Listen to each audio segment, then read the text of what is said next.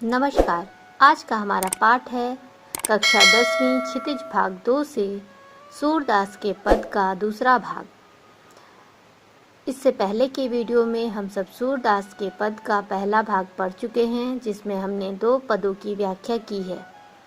आज इस वीडियो में बचे हुए 2 पदों की व्याख्या हम सब करेंगे।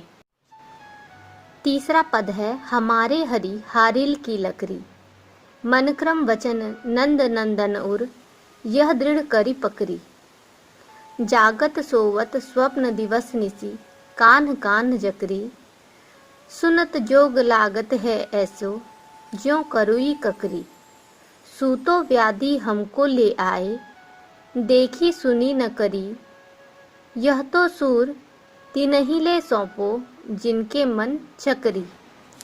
इस पद में गोपियाँ उद्धव से कह रही हैं कि हमारे मन में श्री कृष्ण के लिए अटूट प्रेम है, जो किसी योग संदेश द्वारा कम होने वाला नहीं है, बल्कि इससे हमारा प्रेम और भी दृढ़ यानी मजबूत हो जाएगा। यहाँ गोपियाँ कह रही हैं हमारे हरि हारिल की लकड़ी। हारिल एक पक्षी है जो अपने पंजों में एक लकड़ी के टुकड़ों को हमेशा दृढ़ता से जकड़े रहता है, मजबूती के साथ जकड़े रहता है, कहीं भी उस लकड़ी को गिरने नहीं देता है। तो गोपियाँ कह रही हैं कि जिस तरह एक हारिल पक्षी एक लकड़ी के टुकड़ों को अपने जीवन का सहारा मानता है, उसी तरह हमारे जीवन का सहारा ही हरि यानी कृष्ण है। हारिल की लकड़ी के समान जीने का आधार, जिस प्रकार हारिल पक्षी के जीने का आधार वो लकड़ी का टुकड़ा है, उसी प्रकार गोपियाँ उद्धव से कह रही हैं कि हमारे जीने का आधार तो श्री कृष्ण है। मनक्रम वचन नंद नंदन उर, यह दृढ़ करी पकड़ी। हमने तो नंद के नंदन कृष्ण को भी अपने हृदय में बसा करके कसकर पकड़ लिया है। नंद के नंदन कृष्ण को हृदय में बसा करके मजबूती के साथ पकड़ लिया है। हमने उन्हें अपने मन, क्रम और वचन से दृढ़ता से पकड़ कर रखा है। जागत सोवत स्वप्न दिवस निसी, कान्ह कान्ह जकरी। जागते सोते सपने में दिन रात हम कृष्ण का ही नाम जपते रहती हैं, उन्हीं का स्मरण करते रहती हैं। सुनत योग लागत है ऐसो, ज्यों करुई ककरी। आपका योग संदेश सुनने में ऐसा लगता है जिस तरह कड़वी ककड़ी हो। कड़वी ककड़ी की तरह ही आपका योग संदेश बहुत ही कड़वा है। सूतो व्याधि हमको ले आए, देखी सुनी न करी। यहाँ गोपियाँ कह रही हैं व्याधि यानी बीमारी, आप तो हमें हमारे लिए ऐसी बीमारी ले करके आए हों कि जिसे हमने कभी भी ना देखी है ना सुनी है। यहाँ गोपियाँ बीमारी निर्गुण ब्रह्म के जो संदेश है उसे कह रही हैं, जो योग संदेश उद्धव उन्हें दे रहे हैं उन्हें बीमारी कह रही हैं। यह तो सूर तिन्हिले सौंपो, जिनके मन चकरी। यहाँ गोपियाँ कह रही हैं कि ये सब बात जो निर्गुण ब्रह्म का संदेश है उनके पास ले जा कर के आप बोलिए, उन्हें समझाइए, जिनका मन घूमता रहता है, एक जगह स्थिर नहीं रहता है, चक्री की तरह घूमता रहता है, उनके पास जा कर के आप यह निर्गुण ब्रह्म का उपदेश, योग संदेश आप दीजिए। हमारा मन तो कृष्ण के प्रेम में स्थिर हो गया है, हमें आपके योग संदेश की आवश्यकता नहीं है। चौथा पद है हरिहे राजनीति पढ़ियाए, समुझी बात कहत मधुकर के, समाचार सब पाए। इक अति चतुर हुते पहले ही, अब गुरु ग्रंथ पढ़ाए। बड़ी बुद्धि जानी जो उनकी, जोग संदेश पठाए।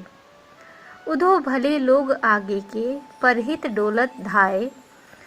अब अपने मन फेर पाई हैं, चलत जू हुते चुराए। ते क्यों अनीति करे आपुन, जे और अनीति छुड़ाए। राज धर्म तो यही सूर, जो प्रजा न जाहि सताए। इस पद में गोपियाँ कह रही हैं कि हरि है राजनीति पढ़ियाए, कि हरि यानी श्री कृष्ण ने राजनीति पढ़ ली है।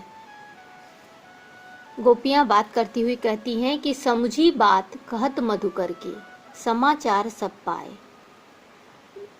जो कि हरि ने, श्री कृष्ण ने राजनीति पढ़ ली है, जो कि मधुकर यानी उद्धव के द्वारा सब समाचार प्राप्त कर लेते हैं। उन्हें आने की खुद आवश्यकता नहीं पड़ती है, वह अपने मित्र उद्धव के माध्यम से ही सारा समाचार प्राप्त कर लेते हैं, हमारे बारे में सब कुछ जान लेते हैं और उन्हीं को माध्यम बना करके उन्होंने हमारे पास योग का संदेश भी भेजा है।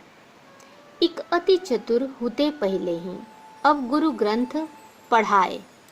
कहती है, व्यंग पूर्वक कहती हैं कि वे तो पहले से ही बहुत चतुर चालाक थे श्री कृष्ण, और अब उन्होंने तो बड़े बड़े ग्रंथ पढ़ लिए हैं, अब तो और भी बुद्धिमान हो गए हैं। पहले ही बहुत चालाक थे और अब तो उन्होंने बड़े बड़े ग्रंथ पढ़ लिए हैं। बड़ी बुद्धि जानी जो उनकी योग संदेश पठाए। उन्होंने बड़े बड़े ग्रंथ पढ़ लिए हैं जिससे उनकी बुद्धि बढ़ गई है। ऐसा मालूम होता है कि जैसे उनकी बुद्धि बहुत बढ़ गई है, तभी तो उन्होंने हमारे बारे में सब कुछ जानते हुए भी कि हम उनसे कितना प्रेम करती हैं, उन्होंने हमारे पास उद्धव के द्वारा योग का संदेश भेजा है, निर्गुण ब्रह्म का संदेश भेजा है। हमारी स्थिति जानते हुए कि हम सब उनसे कितना प्रेम करती हैं, इसको जानते हुए भी उन्होंने हमारे पास योग संदेश भेजा है। इससे पता चलता है कि उनकी बुद्धि कितनी बढ़ गई है। उद्धव भले लोग आगे के, परहित डोलत धाए। आगे गोपियां कहती हैं कि पहले के लोग बड़े ही भले होते थे, जो दूसरों का कल्याण करने का में आनंद का अनुभव करते थे, दूसरों की भलाई का कार्य करने में आनंद का अनुभव करते थे, उन्हें खुशी होती थी।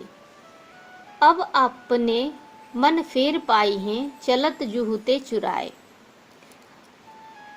कहते हैं कि आप श्री कृष्ण से जाकर कहिए कि यहाँ से मथुरा जाते वक्त वे अपने साथ हमारा मन भी ले गए थे। जब वो श्री कृष्ण यहाँ से मथुरा जा रहे थे तो साथ में हमारा मन भी ले गए थे, उसे अब वे वापस कर दे। अब अपने मन फेर पाई हैं, चलत जुहुते चुराए। जो चलते समय, यहाँ से जाते समय उन्होंने हमारे मन को चुरा लिया था, अब उन्हें हमें लौटा दें, हमारे मन को वो वापस कर दें। ते क्यों अनीति करे आपनु, जे और अनीति छुड़ाए। यहाँ से वे मथुरा अत्याचारियों को दंड देने का काम करने के लिए गए थे। मथुरा वो अत्याचार को खत्म करने के लिए, अत्याचारियों को दंड देने के लिए गए थे, लेकिन अब वे स्वयं ही अनीति क्यों कर रहे हैं, हम सब पर इतना अत्याचार क्यों कर रहे हैं, जबकि वो अत्याचार का नाश करने के लिए मथुरा गए हैं, लेकिन अभी वो खुद ही हम पर अत्याचार कर रहे हैं। श्री कृष्ण राज धर्म तो यही सूर, जो प्रजा न जाहि सताए। वे उद्धव से कहती हैं कि आप उनसे कहिए कि एक राजा को हमेशा ही प्रजा के हित का ख्याल रखना चाहिए। एक राजा का काम है कि हमेशा अपने प्रजा के हित का ख्याल रखे, उन्हें किसी प्रकार का कष्ट पहुंचने नहीं दे। यही एक राजा का धर्म होता है कि अपनी प्रजा को खुश रखे, उनको किसी तरह का कोई कष्ट नहीं पहुंचने दे।